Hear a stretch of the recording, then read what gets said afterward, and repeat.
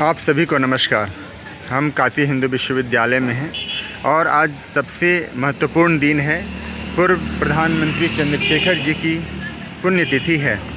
तो काशी हिंदू विश्वविद्यालय में कई दर्शक इन सब से परिचित होंगे जो यहाँ के दिग्गज हैं। नमस्ते सर जी। मैं डॉक्टर सुबेदार सिंह। और सर और परिचय? मैं डॉक्टर बहादुर सिंह। सर, आज एक चर्चा का विषय युवा में होना चाहिए कि चंद्रशेखर जी का क्या योगदान रहा है। कुछ वैसी बातें बताइए कि चंद्रशेखर जी से क्या क्या सीख सकते हैं युवा पीढ़ी। देखिए, चंद्रशेखर जी इलाहाबाद विश्वविद्यालय से एमए की पढ़ाई करने के बाद बनारस हिंदू विश्वविद्यालय में रिसर्च करने के लिए आए। अच्छा। उस समय सौभाग्य की बात ये थी उनके लिए कि आचार्य नरेंद्र देव बनारस हिंदू यूनिवर्सिटी के वाइस चांसलर थे, जो कि स्वर्गीय चंद्रशेखर जी के नेता भी थे। अच्छा। आचार्य जी से उन्होंने पीएचडी की बात कहा तो उन्होंने कहा कि चंद्रशेखर, तुम पीएचडी करके क्या कर लो, अध्यापक बन जाओगे। इस समय देश में तुम्हारे जैसे लोगों की ज़रूरत है। समाजवाद तुम्हें बुला रहा है, लोगों को जाओ जगाओ। पीएचडी के कुछ पन्नों पर थीसिस जमा करके किसी विश्वविद्यालय में अध्यापक बन के तुम देश का भला नहीं कर सकते। वहीं से चंद्रशेखर जी पीएचडी का विचार त्याग करके पूर्णकालिक कार्यकर्ता के रूप में समाजवादी आंदोलन में कूद पड़े। उसके बाद 77 का उसके बाद चंद्रशेखर जी समाजवाद की यात्रा तय करते हुए कांग्रेस में चले गए और कांग्रेस में एक युवा तुर्क के रूप में जाना जाता था। चंद्रशेखर, मोहन धारिया और एक जो आजमगढ़ के सांसद थे रामधन जी, आपातकाल लगा और वो जयप्रकाश नारायण के प्रबल समर्थक थे उनके आंदोलन में। आपातकाल में जयप्रकाश जी का समर्थन करने और उनको जेल में बंद किए जाने का विरोध करने के चलते चंद्रशेखर जी को जेल में बंद कर दिया। जेल से छूटते हैं, सत्ता परिवर्तन होता और जनता पार्टी को अध्यक्ष बनते। जब जनता पार्टी टूटती है तो जगजीवन बाबू को प्रधानमंत्री बनाने के लिए सारी तैयारी हो गई। अब लेटर टाइप हो रहा था एमपी का। लेकिन उस समय जो देश के राष्ट्रपति जी थे, उनको जबकि एक बार इंदिरा जी ने हराया था और चुनाव में उनका इंदिरा जी ने, कांग्रेस ने विरोध किया था, लेकिन इंदिरा जी के कहने पर उन्होंने लोकसभा भंग कर दिया। इसलिए जगजीवन बाबू देश का प्रधानमंत्री नहीं बन पाए और देश को आम चुनाव में जाना पड़ा। मुझे एक बात याद है, चंदौली में जनसभा हो रही थी, चुनावी जनसभा हो रही थी। स्वर्गीय निहाला सिंह चंदौली से जनता पार्टी के उम्मीदवार जो कुशवाहा थे। चंद्रशेखर जी ने चंदौली में एक भाषण में एक लाइन कहा जो कि टर्निंग पॉइंट था। उन्होंने कहा, जब जहाज डूबती है तो चूहे जहाज से कूद जाते हैं, लेकिन कैप्टन जहाज के साथ ही डूबता है। मैं इस जहाज का कैप्टन हूँ। जब जहाज डूब रही थी तो सारे चूहे कूद गए। मैं इस जहाज का कैप्टन हूँ, जहाज डूबेगी तो जहाज के साथ मैं भी डूबूंगा। और इसी एक लाइन ने वहाँ निहाला सिंह को एमपी का चुनाव जितवा दिया। उसके बाद वो जगजीवन बाबू के प्रचार के लिए सासाराम चले गए। और दूसरी महत्वपूर्ण चीज़ एक आती है, जब देश में बड़ी महत्वपूर्ण घटना एक देश में घटती है, जब निजीकरण का बिल, स्वर्गीय नरसिंह राव जी देश के प्रधानमंत्री थे और डॉक्टर मनमोहन सिंह जी वित्त मंत्री। उदारीकरण जिसे आप कहते हैं, निजीकरण कहते हैं, यह बिल संसद में पास करने के लाया गया। तो उस समय लगता था कि अगर प्राइवेटाइजेशन आ जाएगा तो हिंदुस्तान माने स्वर्ग बन जाएगा। उस समय लोकसभा की कार्रवाई अगर देखेंगे तो वामपंथी दल सीपीएम, सीपीआई, फॉरवर्ड ब्लॉक और उनके सजपा थी, माने एक ही एमपी थे। तो व्यक्ति के रूप में चंद्रशेखर, इतने ही लोग, मुट्ठी भर लोग उस समय निजीकरण का विरोध किए, जिस निजीकरण के दंश से आज पूरा देश और युवा परेशान। उस समय सोमालिया की स्थिति बड़ी खराब थी, वहाँ भूखमरी फैली हुई थी। उन्होंने कहा कि जब ये जवानी पर धीरे धीरे पहुँचेगा उदारीकरण, प्राइवेटाइजेशन, तो हिंदुस्तान की हालत सोमालिया जैसी हो जाएगी। सोमालिया में उस समय लोग भूख के मारे इतने परेशान थे कि पेट और पीठ का अंतर समाप्त हो गया। एक ब्रेड पर हजारों लोग टूट पड़ते थे खाने के। उस समय जब विरोध किया था, आज चंद्रशेखर जी की हमें याद आती है।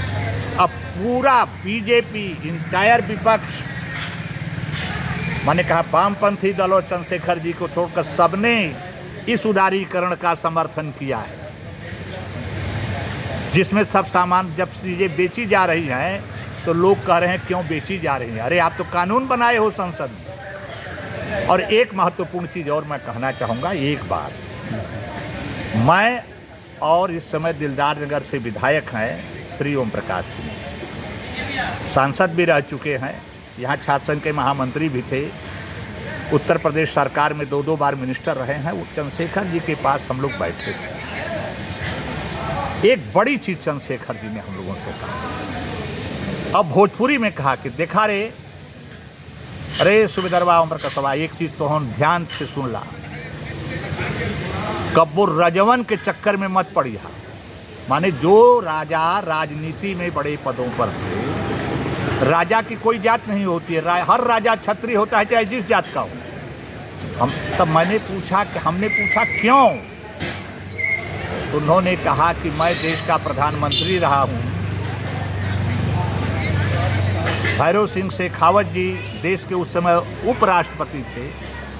उन्होंने कहा कि जब हम जौन प्रधानमंत्री रह लिया, शेखावत जौन देश का राष्ट्रपति उपराष्ट्रपति हुए, हम दोनों जाने कि कुल ठाकुर मनबे न करते हैं तो तोहन के कहाँ से मनी है। ये बात चंद्रशेखर जी ने कहा, वही बात मैंने गांठ बांध दिया। राजा राजा होता है, जो लोग राजाओं के पीछे जात के नाम पर घूमते हैं उन लोगों को झटका खाना पड़ेगा। अगर वो चंद्रशेखर जी की बात याद रखेंगे तो किसी के पीछे घूमेंगे, राजाओं से हमेशा सावधान रहेंगे। आज के तारीख में मुझे केवल आपसे बस यही कहना है, देश के लिए, और चंद्रशेखर जी को मैं अपना श्रद्धा सुमन अर्पित करता हूं। अगर पीएचडी में रजिस्ट्रेशन हो गया होता तो चंद्रशेखर जी भी इसी विश्वविद्यालय के भूतपूर्व छात्र भी रहे होते। अब डॉक्टर बहादुर सिंह जी, जो पूर्व मंत्री उत्तर प्रदेश सरकार में रहे, इनकी बात। प्रणाम सर जी, बताइए कुछ। देखिए, डॉक्टर सूबेदार सिंह जी ने बड़े ही करीने से उनके ग्रास रूट की चर्चाएं, जिसको कहते हैं ना कि हाथी के पाँव में सबका पाँव, उस चर्चा में सारी चर्चाएं आ गई। चंद्रशेखर जी आज देश में वैचारिकी का बहुत बड़ा शून्यता आया है। छोटे किस्म के लोग सोच में हो रहे हैं। राजनीति में, भारतीय राजनीति आज सोच के विधा के अभाव में बहुत ही गिरावट की तरफ जा रही है। डॉक्टर लोहिया ने कहा कि राजनीति एक पवित्र औजार है। आज राजनीति के नाम पर लोग करे तो बड़ा घृणा के दृष्टिकोण से देखते हैं। उन्होंने उदाहरण दिया कि जैसे बढ़ई का औजार अगर कोतहर हो जाएगा, घटिया किस्म का हो जाएगा तो लकड़ी को संवार नहीं सकता है। औजार बढ़िया रहेगा तो आपको बढ़िया सोफा पल्ला बना के कितना सुंदर लगता है। उसी तरह से भारत की राजनीति को सुंदर होना चाहिए, आज ट्रैक से हट गई है।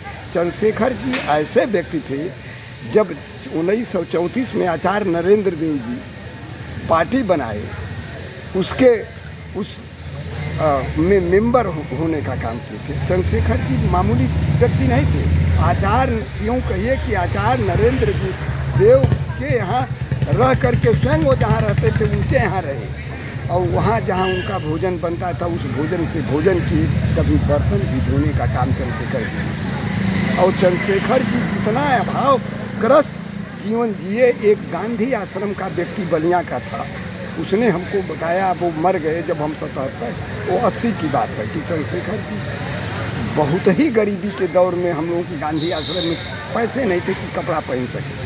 ऐसे अभावग्रस्त व्यक्ति ने वैचारिकी को अपने जीवन में उतारा। ये मामूली बड़ी चीज़ नहीं है।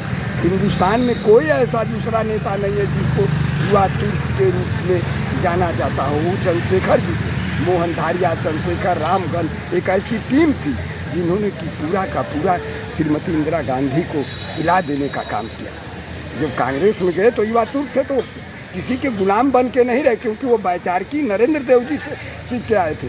क्योंकि नरेंद्र देव जी जयप्रकाश जी का थोड़ा मार्क्सिस्ट विचारों से वो लोग ओतप्रोत थे, लेकिन बाद में जब लोहिया और इन लोगों में वो जो बना तो सबका एक समन्वय हुआ, जिसको गांधी जी ने उसमें लोहिया को चुनने का काम किया था। तो चंद्रशेखर जैसे व्यक्तित्व का आज भारतीय राजनीति में इतनी बड़ी आवश्यकता है कि जहाँ जाति से ऊपर उठ करके, चाहे किसी भी जाति का, निहाला सिंह एक मामूली किसान परिवार के, कुशवाहा परिवार के थे। एक भाषण में, जैसा कि डॉक्टर सुबेदार सिंह जी बनारस हिंदू विश्वविद्यालय के महामंत्री हैं, इन्होंने भी अपने समय में जब भिंडरावाले का आंदोलन चरम सीमा पर था तो वहाँ भी अपनी वैचारिकी को कहने के लिए हिम्मत के साथ, जज्बे के साथ जा कर के वो किए थे, इन्होंने उस बात को कहा। तो चंद्रशेखर जी आज इस विकट घड़ी में हिंदुस्तान के नहीं बल्कि दुनिया के नौजवानों का नसीहत बन कर के खड़ा है। अगर नौजवान चंद्रशेखर के नक्शे कदम पर चले तो 1 मिनट में तानाशाही हुकूमत गिरने का काम करेगी। दुनिया का इतिहास इस बात का साक्षी है।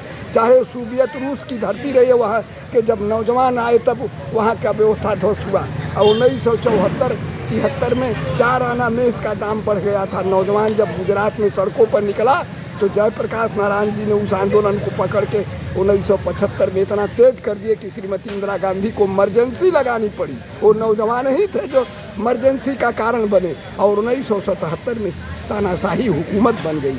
तो यह सीख हिंदुस्तान के नौजवान जिस दिन चंद्रशेखर जी के नक्शे कदम पर चलना शुरू कर देंगे, उस दिन हम लोगों को जिंदा कौमें 5 साल तक इंतजार नहीं करती, तुरंत सरकार को पलट देगी। यही हमसे आपसे कहना कि आज नौजवान जो भटकाव की स्थिति पर है, चंद्रशेखर जी के विचारों से, चंद्रशेखर जी के जीवनी से, चंद्रशेखर जी के संघर्षों से अगर सीख ले तो जाति का बंधन टूट जाएगा और संघर्ष की ज्वाला चल देगी। और बनारस हिंदू विश्वविद्यालय में जहाँ हम यहाँ आपसे कुछ बात कर रहे हैं, राजनीति शास्त्र विभाग है। राजेंद्र लाहिड़ी 1925 में विद्यार्थी थे, चौरी चौरा कांड हुआ था, खजाना लूटे थे अपने पेट चलाने के लिए नहीं, देश चलाने के लिए, जिनको 1927 में गोडा में फांसी दे दिया गया था। तो ये बनारस का अपना एक बहुत महत्वपूर्ण स्थान है। और 1942 में जब गांधी ने करो या मरो का नारा दिया तो सुवर्णा दीदी बाल विधवा थी इसी महिला महाविद्यालय में, अपने रिवाल्वर की गोली से मारकर पूरे हिंदुस्तान में हिंदू विश्वविद्यालय के नाम को रोशन करने का काम किया था। जिस दिन विश्वविद्यालय का नौजवान अंगड़ाई ले लेगा वह हिंदुस्तान नहीं दुनिया का नौजवान अंगड़ाई ले लेगा और चंद्रशेखर जी का सपना साकार हो जाएगा। मुझे यही कहना है। हमारे नेता हैं डॉक्टर सुबेदार सिंह जी ने वैचारिकी का बहुत बढ़िया उदाहरण दिया। गुरुजी ज़रा सा एक बात बताइए कि आज की युवा पीढ़ी के लिए कुछ वैसी बातें बताइए जो वो ध्यान रखे, क्योंकि वो काफ़ी भटकी हुई दिखती भी है, आपके समक्ष भी दिखती होगी, कई बार सुनने को भी मिलता होगा। होता क्या है कि नौजवान में विचार का अभाव हो गया। आखिर क्यों ऐसा? इसके लिए देश में कुछ घटनाक्रम है। पहले राजनीतिक दल अपने दल के जो कार्यकर्ता होते थे, उनकी छात्र शाखा या युवा शाखा होती थी, उसको अपने विचारों से लैस कर, उसका ये परिणाम हुआ कि असम में छात्रों का एक आंदोलन होता है, असम गण परिषद के नाम से, जिसमें महंता और फूकन दो निकल के आते हैं, जो असम की सरकार छात्रों के कब्जे में चली जाए। यह एक घटनाक्रम है जिससे हिंदुस्तान के सारे राजनीतिक दल सजग हो गए। उसके पहले घटना घटी थी 77 में, 74 से लेकर 77 के बीच। तो जब सत्ता परिवर्तन हुआ, जिसका जिक्र बहादुर सिंह यादव ने किया, तो उसके बाद उस समय का जो नेतृत्व था, समाजवादी आंदोलन था, चाहे जनसंघ पार्टी की, जो कि भारतीय जनता पार्टी आज की है, यह नेतृत्व ईमानदार और नौजवान। आज हिंदुस्तान में कोई भी नेता या कोई भी दल विपक्ष नहीं है, सब सत्ता है।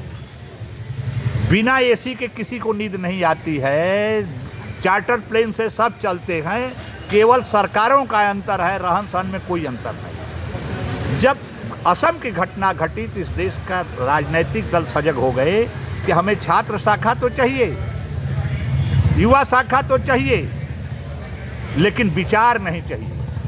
एक क्रांतिकारी और अपराधी में क्या अंतर होता है? भगत सिंह भी गोली, चंद्रशेखर आज़ाद भी गोली मारते थे और एक अपराधी भी गोली मारता था। भगत सिंह और चंद्रशेखर आज़ाद वतन के लिए हिंसा करते थे और अपराधी अपने लिए हिंसा करता है। अपराधी अपने लिए हिंसा करता है और एक क्रांतिकारी के पास विचार होता है, जिस विचार के चलते चंद्रशेखर आज़ाद कनपट्टी पे गोली मार लेते हैं, भगत सिंह बम फेंकने के बाद भी खड़े रहते हैं और अपने आप को फांसी के फंदे पर लटकवा देते हैं कि हमारी फांसी हो जाएगी, हिंदुस्तान जग जाएगा। चलिए, युवा पीढ़ी ज़रा ध्यान दीजिए इन लोगों की बातें, क्योंकि ये काफ़ी महत्वपूर्ण बातें कह गए। बहुत बहुत धन्यवाद।